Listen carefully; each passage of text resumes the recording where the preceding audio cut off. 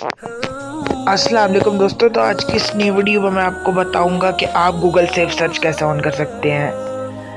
तो ठीक है, तो चले मैं शुरू करता हूँ। प्रोफाइल आइकन पे आपने क्लिक करना है ओपन करके, और यहाँ सीधे जो है सेटिंग्स के ऑप्शन में आपने क्लिक करना है। हाइट्स ब्लैक पे जाना है, ऑन कर लें। इससे क्या होगा कि आप कोई गंदी चीज सर्च नहीं कर सकते अगर आपको आदत है गंदी चीज सर्च करने की। अगर आपको वीडियो पसंद है इस वीडियो को लाइक कर दें, शेयर कर दें और चैनल को सब्सक्राइब करना ना भूलें। साथ में बेल आइकन भी दबाएं। इससे क्या होगा कि आने वाली वीडियो की नोटिफिकेशन परफेक्ट टाइम पे मिल जाएगी। और आप मुझे सोशल मीडिया पे भी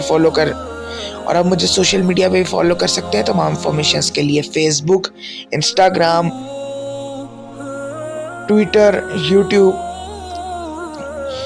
और तमाम प्लेटफॉर्म्स पर जिस प्लेटफॉर्म पे भी आप ये वीडियो देख रहे हैं, like, share, subscribe, comment, follow, ये काम कर दें आप। इससे क्या होगा कि मुझे मोटिवेशन मिलेगी अगर आप ये वीडियो देख रहे हैं।